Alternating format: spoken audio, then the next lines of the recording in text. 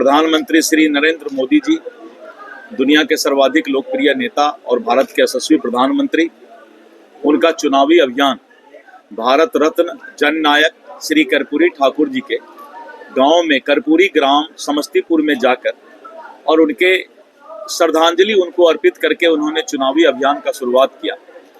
और समस्तीपुर के बाद बेगूसराय से उन्होंने अपने चुनाव प्रचार का शुरुआत किया। परसों 30 अक्टूबर को प्रधानमंत्री श्री नरेंद्र मोदी जी मुजफ्फरपुर एवं छपरा में चुनावी सभा को संबोधित करेंगे और उसके बाद 2 अक्टूबर को प्रधानमंत्री जी नवादा और नवादा के बाद आरा, भोजपुर और वहां से फिर शाम में आकर के पटना में रोड शो करेंगे।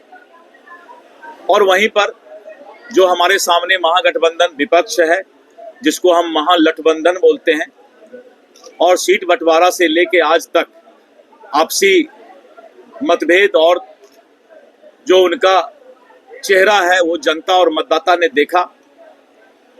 और उसके बाद जो वोट मतदाता पुनरीक्षण का कार्यक्रम चल रहा था और उन लोगों ने एक यात्रा निकाला था, वोट चोरी करने का यात्रा, चुनाव आयोग पर उन्होंने आरोप लगाया था। लेकिन राहुल गांधी जी, तेजस्वी जी ने एक तरफ प्रधानमंत्री नरेंद्र मोदी जी कर्पूरी ठाकुर जी के गांव में जाकर जननायक भारत रत्न कर्पूरी ठाकुर जी को श्रद्धांजलि अर्पित किए, वहीं पर ये दोनों नेता राहुल गांधी जी और तेजस्वी जी ने जननायक कर्पूरी ठाकुर जी के जननायक के उपाधि का चोरी कर लिया। चले थे वोट चोरी से बचाने के लिए और कर्पूरी ठाकुर जी के जननायक की उपाधि चोरी कर लिए और राहुल गांधी और तेजस्वी यादव ने अपने नाम के पीछे जननायक लगा लिया। बिहार की जनता कभी भी इसको बर्दाश्त नहीं करेगी। लोकनायक जयप्रकाश नारायण और जननायक कर्पूरी ठाकुर जी के उपाधि को कोई भी चोरी नहीं कर सकता है और इनका चेहरा इस पर भी स्पष्ट नजर आया। आज विपक्ष के पास कोई मुद्दा नहीं है, विपक्ष के पास किसी तरह का कोई मुद्दा नहीं होने के कारण अब रोज वो जुमलेबाजी में लग गया है।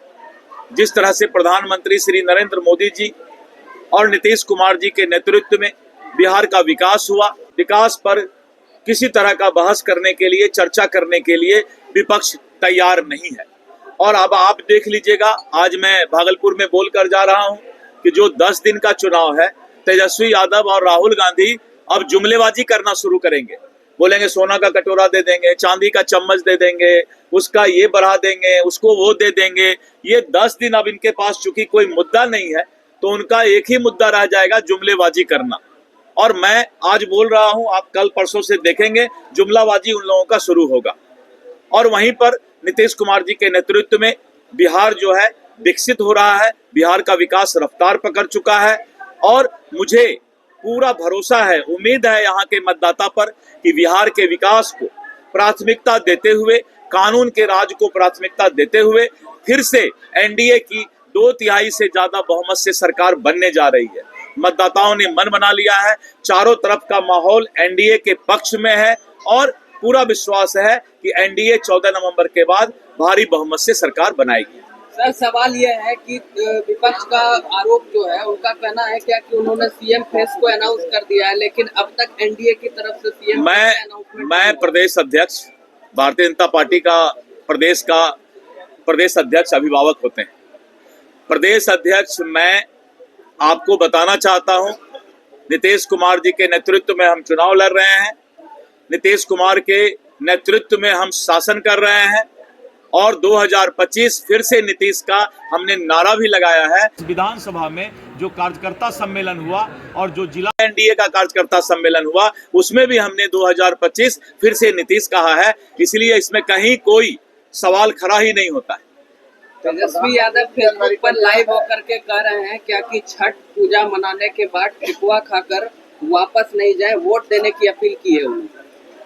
वो अपील तो सभी लोग करेंगे, मतदाता को निश्चित रूप से जो है अपना मताधिकार का प्रयोग करना चाहिए और सभी मतदाता जो है वोट देकर ही लौटे, ये हम लोग सभी आह्वान करते हैं।